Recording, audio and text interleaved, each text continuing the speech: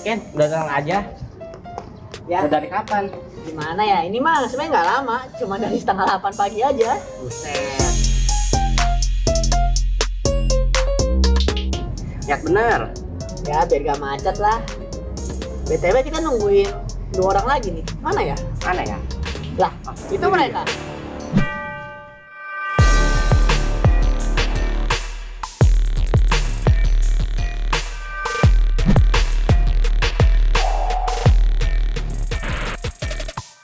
Lu siapa?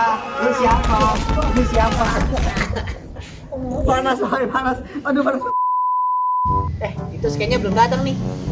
Mana tuh anak? Ini juga. Coba deh gue telepon dulu bentar. Halo? Terus? Lu di mana? Kita semua udah ngumpul nih. Udah, lu kalau mau OTW cepetan ya. Ini sudah jam 8 lewat. Jangan sampai telat. Oke, bye. 2 hours later. Nih kita nggak mau di tempat nih. Panas banget nih, udah nungguin dari tadi. Ayo ke rumah gua aja. Dekat juga lah. Nah, itu dia.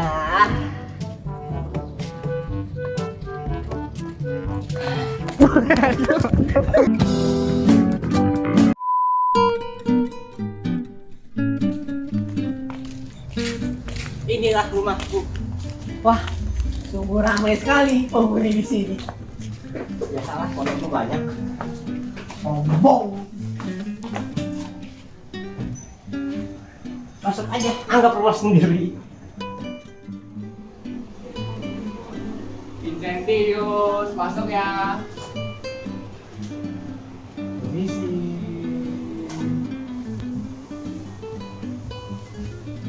Halo guys, halo maaf.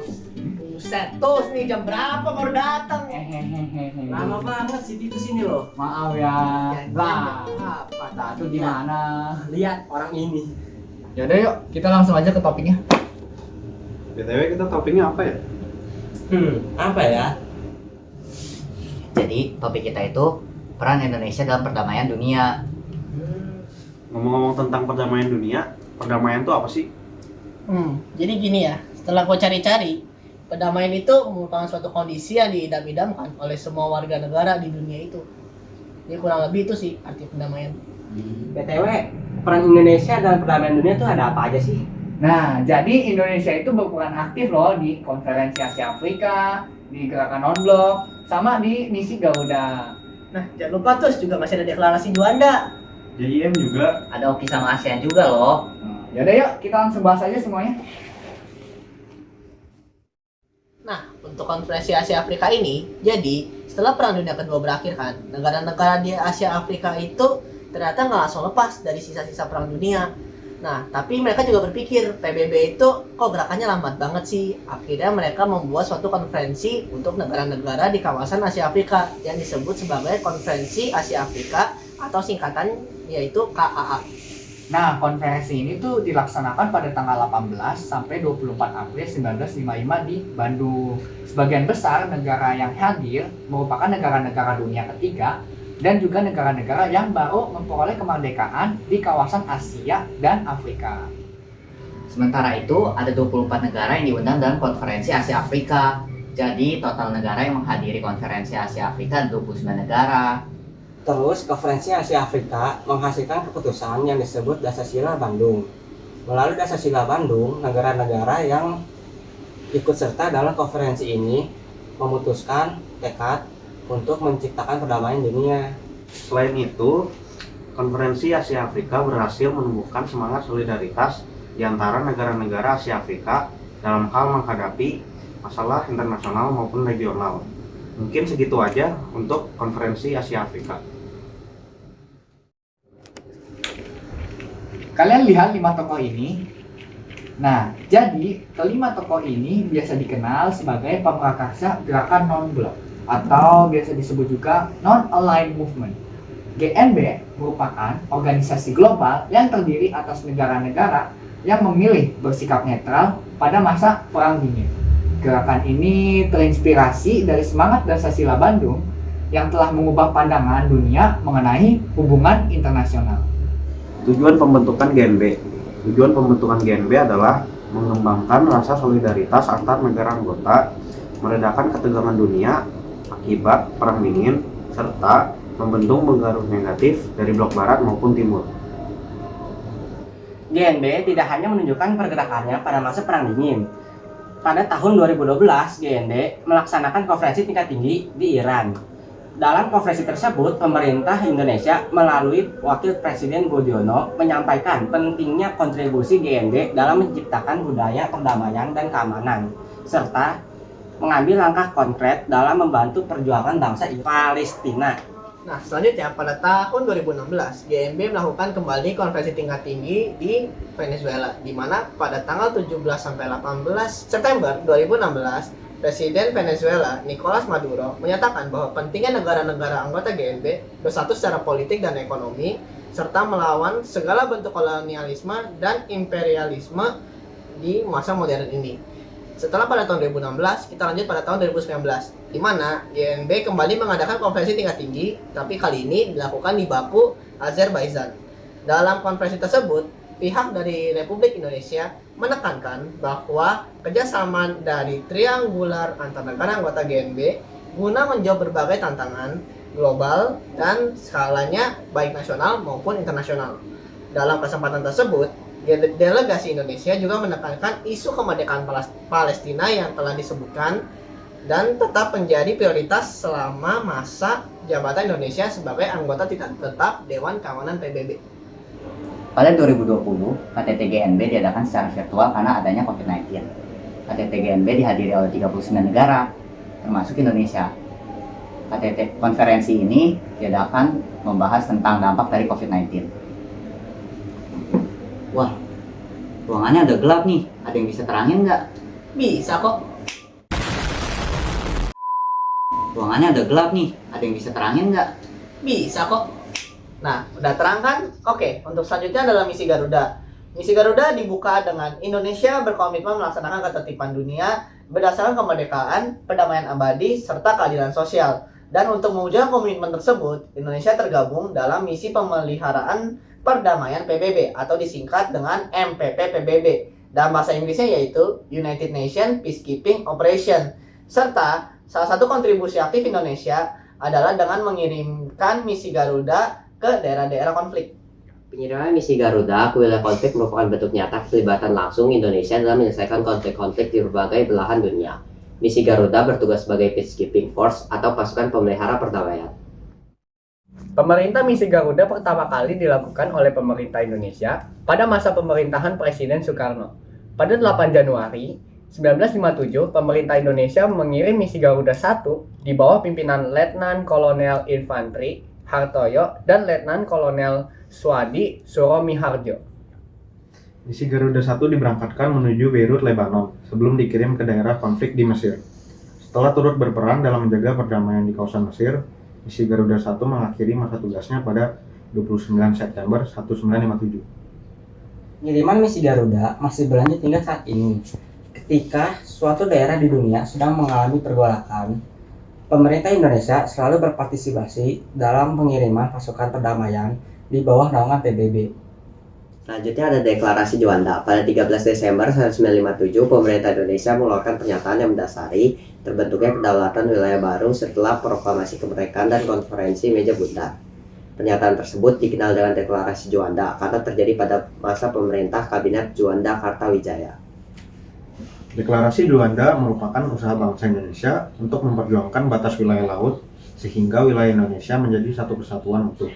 Dilihat dari berbagai aspek seperti politik, sosial, budaya, dan pertahanan keamanan. Dalam deklarasi Juanda dijelaskan batas-batas teritorial Indonesia yang sebelumnya 3 mil diperlebar menjadi 12 mil diukur dari garis yang menghubungkan titik terluar pulau-pulau Indonesia pada saat air laut surut.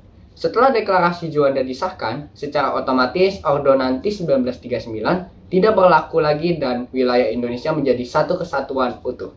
Oke, selanjutnya dalam perkembangannya, pemerintah Indonesia mengesahkan Undang-Undang Nomor 4 PRP tahun 1960 tentang perairan Indonesia untuk memperkuat deklarasi Juanda, di mana berisi wilayah Indonesia yang awalnya luasnya yaitu 2.027.087 km persegi menjadi 5.193.250 km persegi.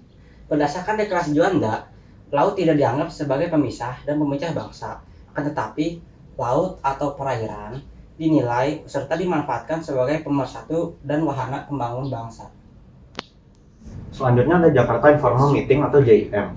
Pada masa Perang Dingin, kawasan Asia Tenggara menjadi ajang perebutan pengaruh antara negara-negara blok Barat dan blok Timur. Akibatnya, di kawasan Asia Tenggara sering terjadi konflik. Konflik yang terjadi pada masa ini adalah penggulingan kekuasaan di Kamboja pada periode 1975 serta perang antara Kamboja dan Vietnam pada 1978. Konflik tersebut mendorong Indonesia dan negara-negara ASEAN memprakarsai upaya mediasi guna mencari penyelesaian masalah secara damai, adil, dan bersifat menyeluruh. Memasuki periode 1980-an, Indonesia makin meningkatkan perhatiannya terhadap upaya penyelesaian konflik Kamboja-Vietnam. Perhatian ini diberikan karena Kamboja-Vietnam telah mencapai eskalasi yang memprihatinkan. Tindakan Indonesia dalam upaya menyelesaikan konflik Kamboja diwujudkan dengan menyelenggarakan Jakarta Informal Meeting JIM 1 pada 25-28 Juli 1988. JIM 1 merupakan media untuk mempertemukan faksi-faksi yang bertikai di Kamboja serta menyelesaikan masalah Kamboja-Vietnam. Selanjutnya, untuk menindaklanjuti JIM 1, pada 16-18 Februari tahun 1989, pemerintah Indonesia dan ASEAN mengadakan Jakarta Informal Meeting atau JIM 2. Pada pertemuan ini dijabarkan berbagai kemajuan bersifat teknis sebagai tindak lanjut dan penyeragaman persepsi pada JIM 1. Hasil pelaksanaan JIM 1 dan JIM 2 dilaporkan Menteri Luar Negeri Indonesia Ali Alatas dalam KTT ASEAN di Brunei Darussalam pada 1989. Keberhasilan pelaksanaan JIM 1 dan JIM 2 berdampak positif bagi Indonesia. Keberhasilan tersebut meningkatkan cara pandang negara-negara ASEAN terhadap Indonesia. Setelah itu ada Organisasi Konferensi Islam atau biasa disingkat sebagai OKI. OKI merupakan organisasi yang menaungi negara-negara Islam di dunia. Organisasi ini terbentuk karena banyaknya permasalahan yang terjadi di kawasan Timur Tengah. Salah satu permasalahan tersebut adalah pembakaran Masjid Al-Aqsa di Yerusalem pada 21 Agustus 1969. Peristiwa tersebut mendorong Raja Faisal dari Arab Saudi dan Raja Hasan II dari Maroko menelopori penyelenggaraan konferensi tingkat tinggi Islam. Konferensi ini didukung oleh beberapa negara Islam seperti Maroko, Malaysia, Pakistan, Arab Saudi, Somalia, bahkan Nigeria. Pada 22-25 September tahun 1969, negara-negara Islam tersebut menyelenggarakan konferensi tingkat tinggi atau KTT Islam pertama di Rabat, Maroko. KTT di Rabat ini menghasilkan Deklarasi Rabat. Deklarasi Rabat menegaskan keyakinan atas agama Islam serta penghormatan pada piagam PBB dan hak asasi manusia atau HAM. Dalam Deklarasi Rabat juga disepakati pembentukan Organization of Islamic Cooperation atau OIC atau Organisasi Konferensi Islam atau OKI. Pada awal pembentukannya, OKI fokus pada masalah politik, terutama masalah Palestina. Dalam perkembangannya, OKI menjelma menjadi suatu organisasi internasional yang menjadi wadah kerjasama di berbagai bidang, baik politik, ekonomi, sosial, budaya, maupun ilmu pengetahuan antar negara Islam di dunia. Di kalangan negara-negara, anggota OKI Indonesia dinilai sebagai anggota yang memiliki sikap positif dan konstruktif.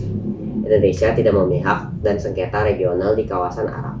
Selain itu, peran Indonesia dalam OKI antara lain mengakui kemerdekaan Bangladesh dari Pakistan, menyelesaikan pertikaian Moro dengan pemerintah Filipina, menjadi tuan rumah penyelenggara konferensi tingkat tinggi Islam, memperjuangkan kedaulatan Palestina, dan mendukung reformasi OKI. Selanjutnya ada ASEAN. Perasaan senasib sebagai bekas negara terjajah menyebabkan beberapa negara di kawasan Asia Tenggara berinisiatif melakukan kerjasama antar negara di kawasan Asia Tenggara. Pada 8 Agustus 1967, keinginan membentuk organisasi kerjasama ini di kawasan Asia Tenggara terwujud melalui pertemuan Bangkok, pertemuan yang dihadiri 5 tokoh dari Indonesia, Malaysia, Singapura, Thailand, dan Filipina tersebut menghasilkan kesepakatan mengenai pembentukan organisasi yang bernama ASEAN. Ada juga bentuk kerjasama ASEAN. Yang pertama, bidang politik dan keamanan. Kerjasama dalam bidang politik dan keamanan bertujuan memajukan perdamaian kawasan dengan meningkatkan kemajuan kawasan. Dalam membangun kerjasama di bidang politik dan keamanan, para pemimpin ASEAN bersepakat membentuk ASEAN Community Security atau ASC. Berikutnya ada kerjasama di bidang ekonomi. Kerjasama tersebut bertujuan untuk mempercepat pertumbuhan ekonomi di kawasan Asia Tenggara. Faktor-faktor yang menjadi latar belakang terjadinya kerjasama tersebut adalah 1. Mencuatnya isu-isu ekonomi setelah berakhirnya tantangan politik dan militer yang dihadapi ASEAN pada masa Perang Dingin. Kedua, adanya kemajuan negara Singapura yang miskin sumber daya alam tetapi mengandalkan sektor perdagangan sebagai sumber utama penghidupan. Ketiga, adanya keinginan untuk menarik investor asing, serta yang terakhir, untuk mengejar ketertinggalan dari kerjasama regional di kawasan lain yang telah terbentuk di Amerika dan Eropa. Pada 2006, anggota ASEAN berupaya mengintegrasi ekonomi ASEAN guna mencapai kemakmuran masyarakat yang merata dan berkelanjutan dengan mencetuskan Masyarakat Ekonomi ASEAN atau MEA. Selanjutnya, pada 2015, negara-negara ASEAN sepakat membentuk Komunitas ASEAN atau ASEAN Community. Komunitas ASEAN bertujuan memajukan negara-negara yang lemah. Dalam bidang sosial, kerjasama difokuskan pada penekanan kesejahteraan golongan berpendapatan rendah dan penduduk pedesaan melalui perluasan kesempatan kerja yang produktif dengan pembayaran yang layak. Intensifikasi dan perluasan kerjasama dilakukan untuk menanggulangi masalah perkembangan pendudukan di wilayah ASEAN, pencegahan dan pemberantasan penyalahgunaan narkotika, serta peredaran obat-obatan terlarang. Kerjasama dalam bidang sosial juga tampak dalam upaya negara-negara ASEAN mempromosikan diri melalui lembaga-lembaga pendidikan di setiap negara. Jenuh juga lama-lama. Ya, kita cukupin lah untuk pembahasan kita dalam membahas peran Indonesia dalam perdamaian dunia. Yuklah ke warung terus main bola. Gas.